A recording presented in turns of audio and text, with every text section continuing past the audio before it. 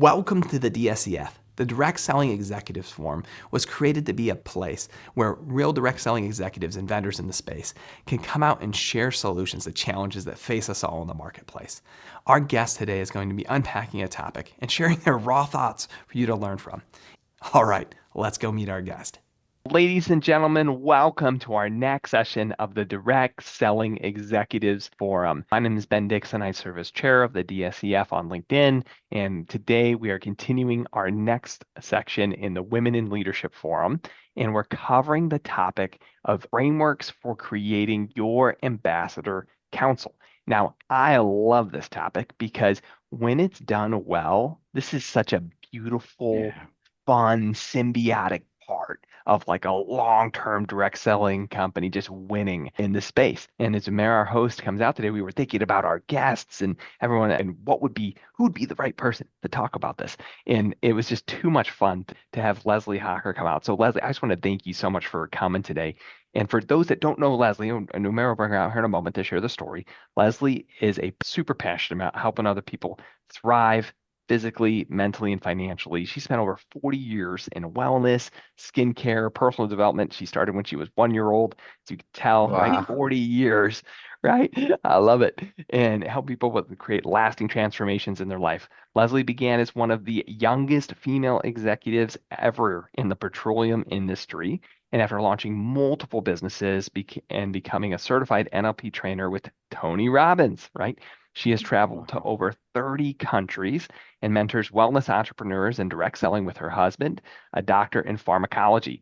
Leslie is also the founder of the Youthful Aging Movement, where living well is a mindset and a mission. Leslie, thank you so much for coming out here today. We're super pumped to have you. Thank you, Ben. I appreciate it. And hi, Umar. It's great to meet you. Thank you, Leslie. Thank you. So with it, let's go ahead and start the session. So Umar, the show is yours. We'll go ahead and kick it off. Let's start unpacking some frameworks. Thanks, Ben. And welcome, Leslie, again. It's such an honor to have you with us today.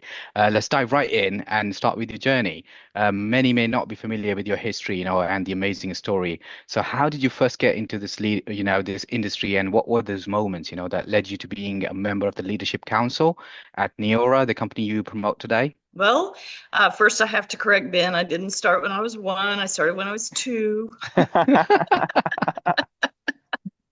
actually do tell people that because they judge you on your age. So I am a huge proponent of youthful aging, and I'm the oldest of 5 children. My beautiful mom always promoted, because in my generation it was the boys going to college, university, not the girls. And when I remember as a teenager, my father talked about the boys going to college and my mother always saying, and the girls. So since I'm the oldest, I was the first one, went to college.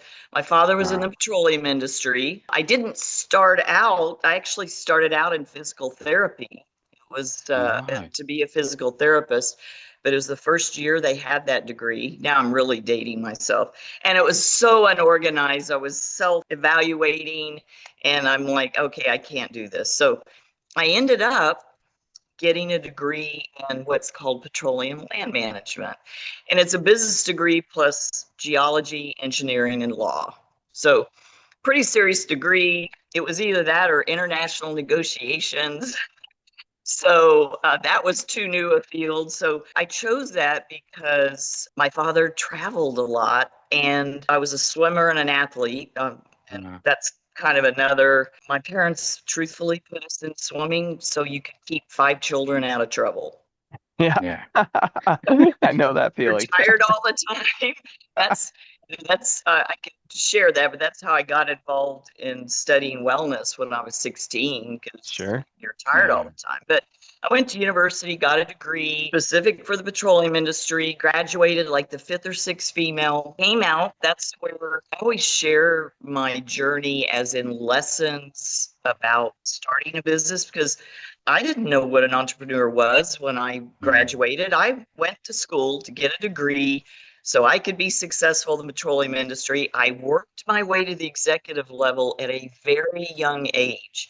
And that was about timing, because timing in business is everything. I came out of school before the oil embargo in the late 70s. So now, so I went far fast. Like with 2 years experience, I was the top experience in my department because all the other executives left to go start their own company. And so when I got to the executive level, I think I was about 28. I literally said, this is fun now. So I live in the Houston area, and you're going to work in the dark, coming home in the dark, you're working weekends. There was no at home or internet. Sure. I literally said to myself, this is fun now, but I am not going to be doing this in my 50s. So I need to start a business. Thinking because I had a degree in business, I could be in business. And then that's where I learned that in school, they only taught me how to work for someone else, not how to work for myself. And that's a whole other skill level. But I started spare time while I worked full time in the petroleum industry. I also started a Pilates studio at the same time. So everybody thinks, oh, that's amazing, but it wasn't, because no one had heard of Pilates in the 80s. I have a background in corporate, have a background with the traditional business, and I'll tell you why I was so intrigued with network marketing, relationship marketing. We called it multi-level. I hate that phrase back then when I first started. Sure. And so what I loved was the repeat business, because at that time I got paid an override for every deal I put together in the oil industry. And so I understood that premise, and I had a love of wellness, and that's where I started. I started with a company that had cutting edge wellness products, and I got that part right, but I didn't pick the right company. So they went out of business. We grew it too big, too fast. But I met Tony in that company. So it all, Tony Robbins, that's how it all got intertwined together, because he has a love of wellness. So sure, that was my journey. That's how I started. Are you wanting to know how I ended up with New York, or does it matter to the extent? So, the one I'd ask about is the first time you were on a distributor board, because I know we're going to unpack that today. Oh, yes. Where would that have been? Where did you the first time? Because we'll talk about New York's board today, but what was it? What was the first time you experienced this type of relationship with corporate? Because it is very different. Yes. So I actually joined a company called Lifestyles, which had a high fiber diet cookie. Yeah. Right. Yeah. And that was a lot of fun. That's how I met my husband, Ron. So he was the top distributor, and we were sidelined to each other. So that's a whole interesting story. But I was asked to be on the advisory board. Okay. They were looking at the compensation plan, et cetera. And it really was it was what I would say a lot of companies do. It was for show. Sure. It was to say, oh yeah, we're talking to the field. And it was mostly rank-based, which is important, but not if you have people, in my opinion, not if you have people who not actually actively building and working, because important note. Let's face it, so many pivots over the last 40 years. So many. I mean, when I started there, we didn't even have fax machines. Sure. So, it was you're not. And Leslie, I faxed in my first orders. I was there. I faxed in my first orders. I got my first one. I started with fax machines. That was when I got in for timing for everybody who's on the line. Yeah, I remember triplicate fax forms. That was how I made my first 6 figures in this industry. So I remember those. With the People's Network, we had fax backpacks. We thought that was pretty high tech. Yeah. And it makes sense though, because I know we'll get into more pitfalls later, but these boards are important just important pieces of the way people structure organizations. So let's go ahead. Well, I always felt like it was just for show. I don't understand why a company thinks, or maybe it's because they could say we talked to the board and this is what we're doing. I don't know.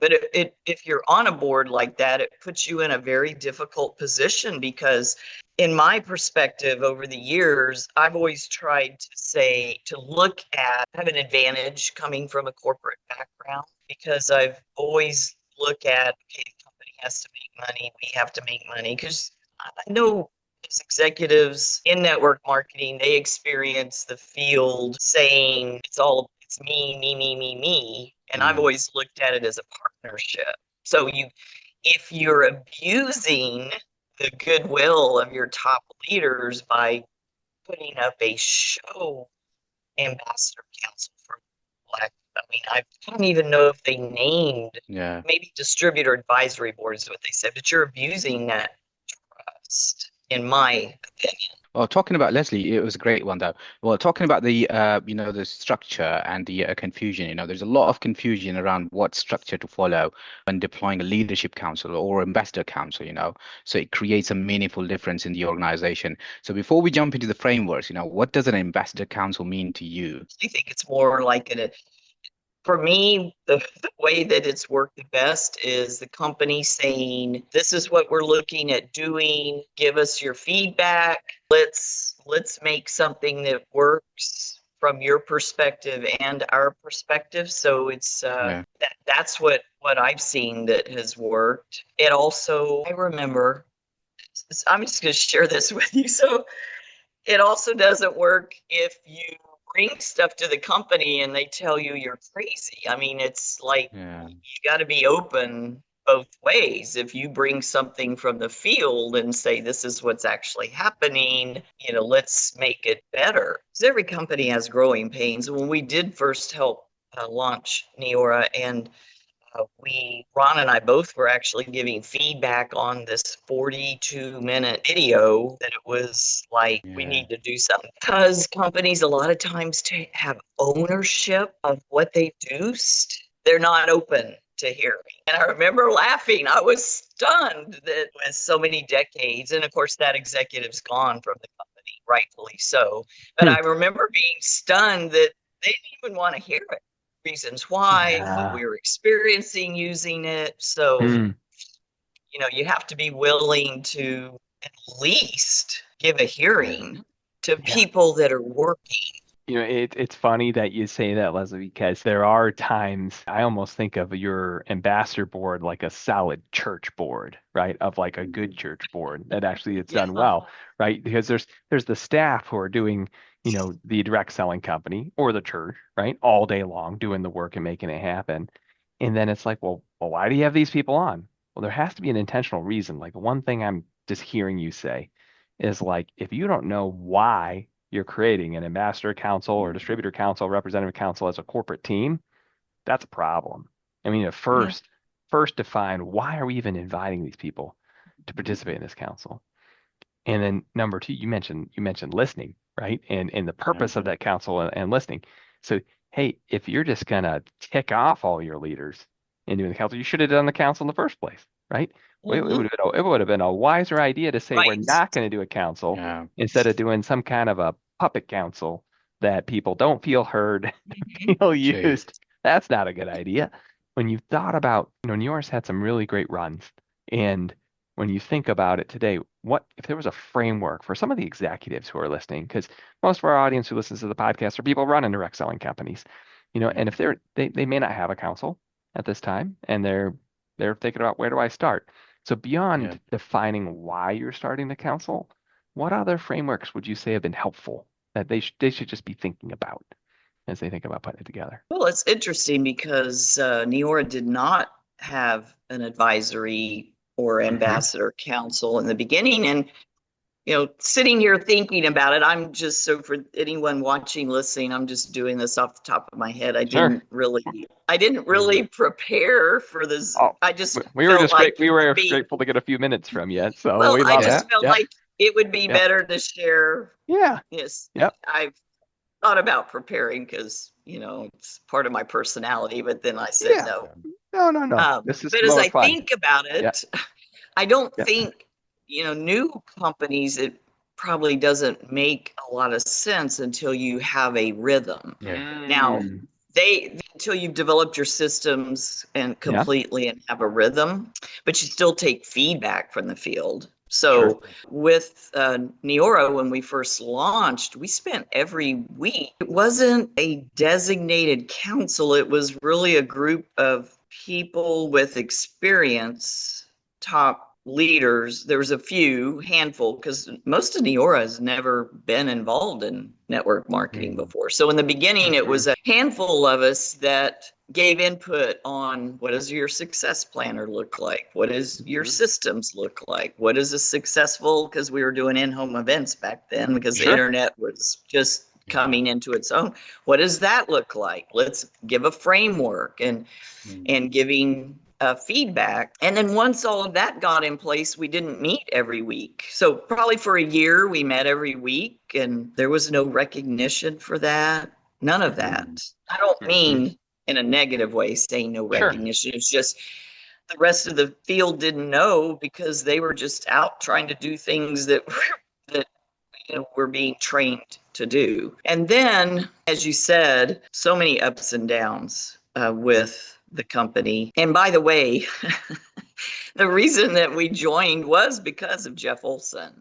Sure. Because we had actually, my husband Ron and I had actually set out of the industry for about 4 or 5 years, just had a challenge with some of the integrity of what was happening. And Jeff promised that he would put systems in place and training, and we knew his training. I met him at the People's Network, and Ron had known of him before that with NSA, or now Juice Plus. But I think really when Amber Mork started taking a more active role, when she came up through marketing, which is her background, when she started taking a more active role, I don't know whose impetus it was to put it together, but she actually coordinated and ran it. And what the company did that was very smart and a little bit probably controversial among the field, only because I got questions from people, but then it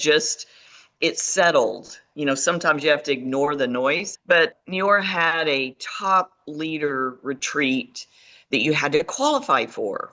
Yeah. And it was a certain top rank. And of course, so our rank was like up here. But if you were this top rank, everybody had to earn it. And of the whole company, like 11 people earned it. It wasn't easy. I mean, I remember saying to myself, I really want to do this. Yeah. Yes, I do. I didn't know that what was going to come out of it, except it was, I forget where the first year retreat, except it was an amazing vacation in a place I'd never been, and I would get to spend it in a smaller environment, because our normal incentive trips are hundreds of people, 4, 5, 6, 7, 800 people that anyone can earn. Yeah. So what ended up happening was, and I don't know, I've never asked the company who thought of it or whatever, but they decided to take those people, earn that trip. So understand that here's a leadership rank, and then there's all these other people that didn't earn it. Yeah. But that are up here and didn't earn the leadership retreat, so didn't earn the right to be on an advisory council, because this took a lot of this took developing people and recruiting, all kinds of things, growing your business. And so it was fascinating, because I remember the first time someone at a higher rank than some of the people on this advisory council, the company never announced it to the field. It's not something that we talk about. There's no recognition on stage for being part of the advisory council. It's something that we all do well of service, but as a leader, once they did that, I'm like, well, I have to earn these extra. Sure. I don't want to miss out.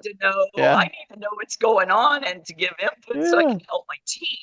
Yeah. But I remember when someone said to me, who was a higher rank than some of the people in it, when she learned, she goes, well, I'm this rank. And I just said, well, it's the people that earned the global leader retreat. And she was like, oh, and see, so it was her choice, that person's choice. Sorry, should have said they.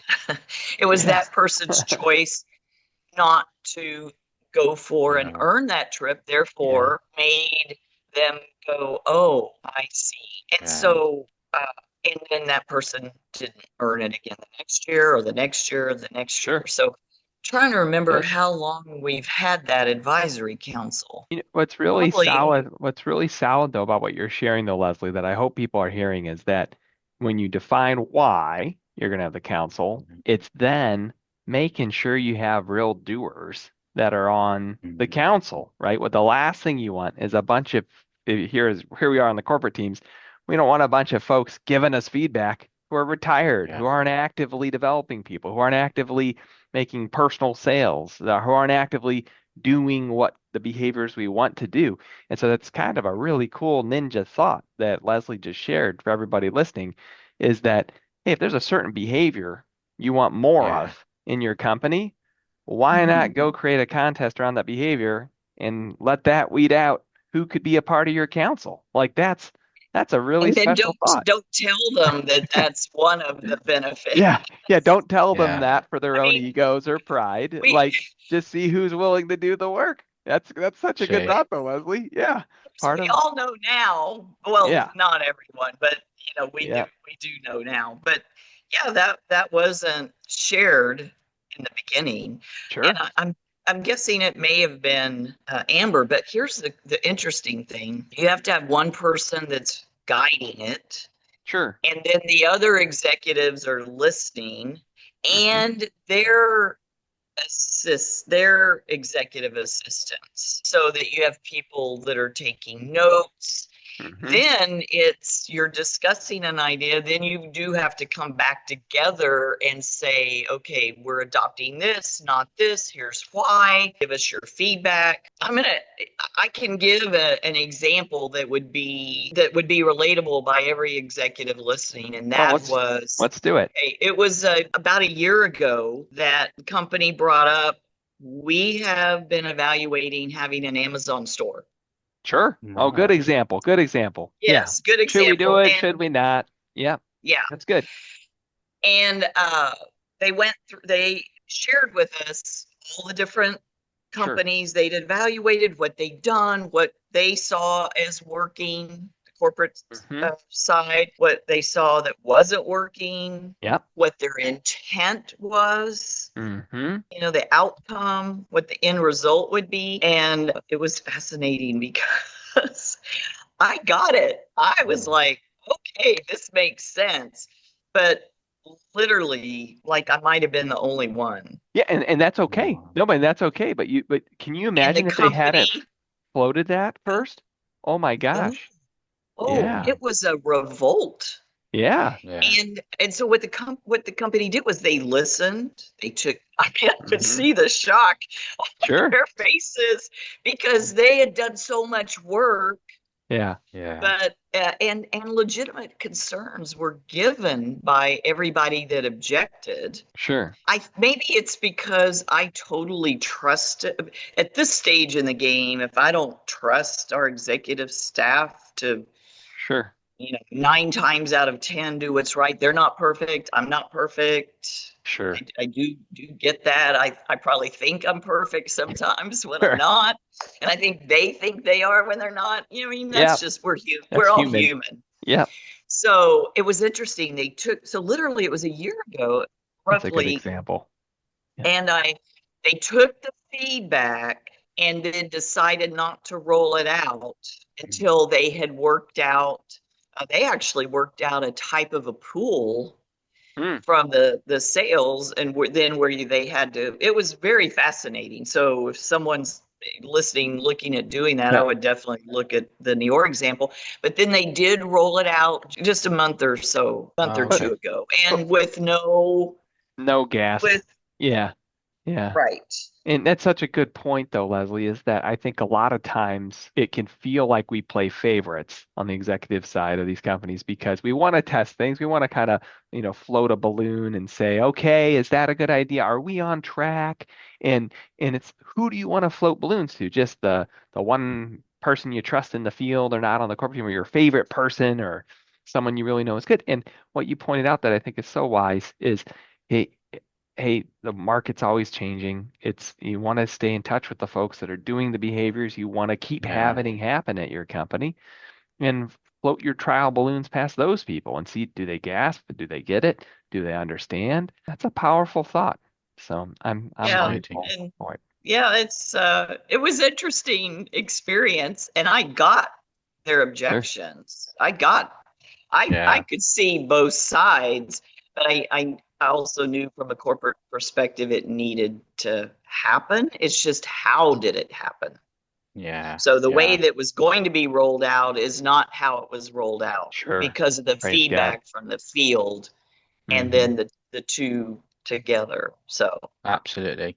it Well, was this is pretty exciting indeed. What pitfalls, though, would you warn the Mm. listeners about, as they explore deploying the Ambassador Council today? Oh, that's a good one. you Some risk of them, yeah. alienating your top leaders if you're just doing it for show. Yeah, don't Or do it. Don't do it for wrong what reasons. if in what if in that example they had just gone ahead the next month and rolled it out? Yeah. Yeah, Then not you would not have had listening. like 10 Yeah. top leaders being mad. Yeah. What's the True. point? Just because it's the right thing to do doesn't mean that you got to do it right away. I think that's what I've seen that Amber has done so well is even though it's something that she feels or the entire corporate executive staff Mm. feels is right to do, they will pull it off the table and step back and evaluate and massage it till it's I don't know if there's a if perfect's the right word, But what's where, the but where it's adjective not I'm looking creating for? friction. You're talking about, Yeah. hey, like Yes. we can,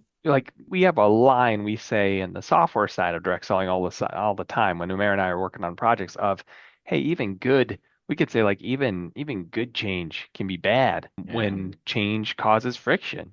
Just moving a True. button around in an interface is, oh, how do I do that now? I was used to the old way, and so Kind of like the yeah, iPhone when sure, they did the yeah, just latest like. update and they messed with all my photo albums. Yeah, yeah. Even Zoom just changed how you chat with everybody. Like these things True. change, and then oh my gosh, how do I do that? And so I think that what you're speaking to is that if you do this right and you listen well, you're gonna create less of these stopping points in your momentum. Getting momentum's Yeah. hard enough on its own in a noisy culture world. We all get it. And if you do this in master council thing right, gang, you're gonna remove some of the friction as you do make changes and updates to True. your culture, as you do update your company. But the pitfalls Leslie talked about earlier, I mean, she talked about not honoring your board after you put them in place, not listening to them, and then not even knowing why you have them there in the first place. Those, Mhm. those three are solid ones. And the one that I have seen too, that I think hinted at it earlier, but I think we should go back to it, is the board just isn't your highest ranked people in the comp plan. It isn't. Because you need those fresh ideas rolling on. Now, Yeah. I do have a question for you, Leslie, as we come to time here. I'm curious. You've mentioned it's a 1 year thing, is what I've heard. Did I get that right? Is that your company right It now? You're is on for a because year? there's a new Wow. Okay.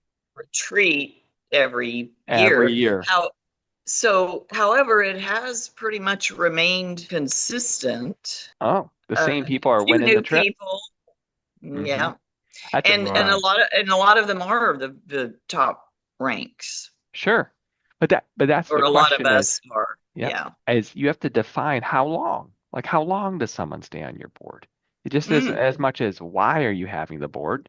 For those who are executives that are listening, there's also a how long thing Yeah. because you mhm. don't want it to be who hit those ranks or did the activities this month. Now you have different people each Yeah. month giving feedback. Yeah, That's no, that's way too no. tight. And then you have to ask yourself, is 1 year long enough, or are we at the pace of our business? Should it be 2 years? This is something for you to Yeah. seriously think about. Now, Leslie talked about people earning their seat on the board. I'm just curious, have you ever been a part of a culture, Leslie, where there was a voting mechanism where they voted for you to be on the board You mean from the field voted? where certain field leaders were in a pool and No, certain ranks and above voted for who Mm. they wanted? So no politicking that no. way. Okay. I've never been a part of that. Okay. And I don't know that would work because Ron and Mhm. I have always, our organizations in general have been smaller but higher retention. Mhm. So does size matter? Yeah. Maybe, Sure. because you'd have more people voting for you, but if you have high retention, then how would you do that? I've Yeah. never, It's the just all first, different cultures. That's why I ask if you've ever been involved in that. no, But the yeah. first board I was on, the company just called and said, "Hey, we want Yeah. you on the Yeah. board." And that was my first experience. So I didn't have anything to measure it with at the time. Sure. And that's fair. As we wrap up, I know Umair has one final question, so let's go because we are there for time, Yeah, and it's a this really this short one. It's a good one, yeah, but it's and always my favorite question. So go ahead, Umair. Let's pass it yeah. over. So Yep. what's that one thing you would like to share with the busy executives who are listening right now, but they always say, I've already got the whole year plan and don't even know what I can do anything else. So what is that one takeaway you would want them to have from this session? I think that keep in mind that this business is whatever you're doing, whatever events you're doing, that this business is a partnership because I'm Mhm. very clear that the company cannot do what they're doing without the field, and that the field cannot do what they're doing without the corporate staff. Because Mhm. I've been asked to start companies in this space. My husband and I have, and I always laugh and said, I don't want to deal with people like Yeah. me. That's such a beautiful picture, though, Leslie. That's good. The Yeah. partnership of it. It's a marriage. It It's it his. is, and to Yeah. keep in mind that we're all working towards the same end, Yeah. a profitable business. I love that picture, though. Y- Umair, I just want to say thank you, Umair, for hosting today. Leslie, thank you for coming all the way Thank you, out to Leslie. join Thank us you, man. today. You're just a legend in the space, a young legend, That's right. it's good stuff. And just keep changing people's lives, Leslie. And thank you for just coming out to speak to a bunch of the executives in this space. We have rarely featured field leaders Yeah. on the show. It's a newer thing for us. Most everyone who speaks on the show is executives, and it was just such a treat to have you. So. For Thank you. those, Absolutely. I'm all about making a difference. amen.